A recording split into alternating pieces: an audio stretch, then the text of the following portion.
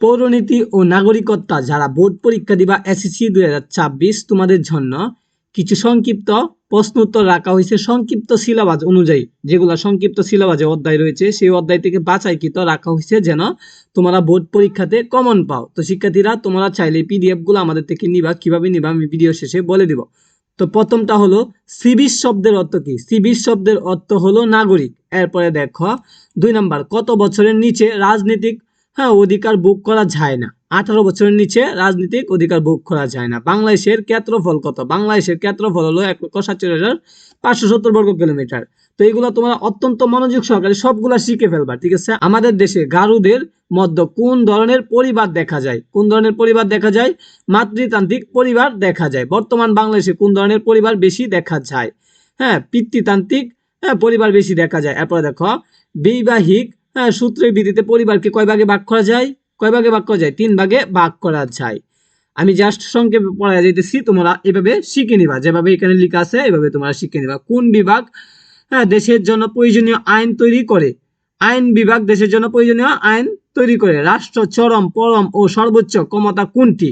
সার্বভৌমত্ব। রাষ্ট্র চরম পরম ও সর্বোচ্চ ক্ষমতা সার্বভৌমত্ব। সার্বভৌমত্ব রাষ্ট্রের চরম পরম ও সর্বোচ্চ ক্ষমতা, ঠিক আছে? এরপর কোথায় নাগরিক ও নগর রাষ্ট্র অবিচ্ছেদ্য ছিল? প্রাচীন গ্রিসে নাগরিক ও নগর রাষ্ট্র অবিচ্ছেদ্য ছিল। এরপর পৌরনীতি মূলত কোন ধরনের বিজ্ঞান? পৌরনীতি মূলত কোন ধরনের বিজ্ঞান? নাগরিক বিষয়ক বিজ্ঞান। আচ্ছা, পরবর্তীতে দেখো এখানে 13টা রাখা হয়েছে প্রথম অধ্যায় থেকে। এরপরে দ্বিতীয় অধ্যায় থেকে রাখি নাই, কারণ দ্বিতীয় অধ্যায় তোমাদের সংক্ষিপ্ত সিলেবাসে নাই। তৃতীয় অধ্যায় আছে, তৃতীয় অধ্যায় থেকে এখান থেকে শুরু হয়েছে। কোনটি সামাজিক শৃঙ্খলা সৃষ্টি করে? কোনটি সামাজিক শৃঙ্খলা সৃষ্টি করে?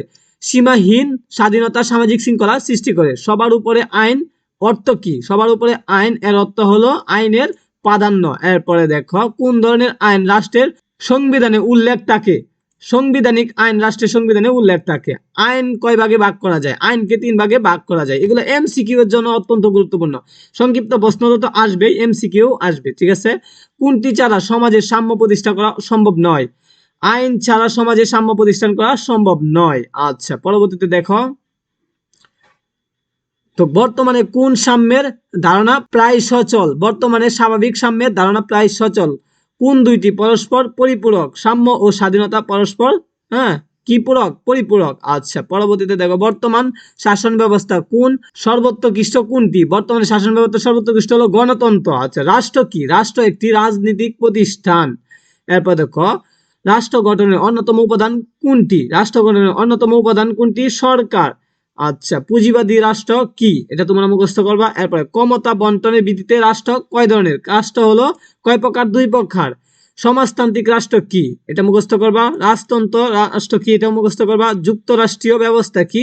এরপরে একক কেন্দ্রীয় রাষ্ট্র কি? এগুলা কিন্তু অত্যন্ত গুরুত্বপূর্ণ। কোনটি গণতান্ত্রিক বিরোধী ব্যবস্থা? একনায়কতন্ত্র গণতন্ত্র বিরোধী ব্যবস্থা। এরপরে একনায়কতন্ত্র অর্থ কি? অর্থ হলো এক দেশ বা এক জাতি বা এক নেতা, ঠিক আছে? তো এরপরে দেখো বাংলাদেশ কোন ধরনের রাষ্ট্র? বাংলাদেশ একটি গণতান্ত্রিক রাষ্ট্র। বাংলাদেশ কোন পদ্ধতিতে সরকার ব্যবস্থা চালু হয়? বাংলাদেশ সংবিধান পদ্ধতিতে সরকার ব্যবস্থা চালু হয়। এরপরে দেখো চালু হয়েছে। বাংলাদেশের প্রধানমন্ত্রীর কার্যকাল কত বছর? 5 বছর, ঠিক আছে? একটা প্রধানমন্ত্রী সরকার পাস হইলে 5 বছর তার মেয়াদ। তারপরে দেখো কাকে সরকারের স্তম্ভ বলা হয়? প্রধানমন্ত্রীকে।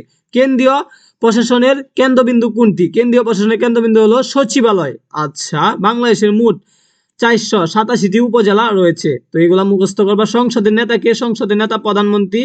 এরপরে দেখো শিক্ষার্থীরা কত সালে উগান্ডা কত সাল পর্যন্ত রাজনৈতিক দল নিষিদ্ধ ছিল?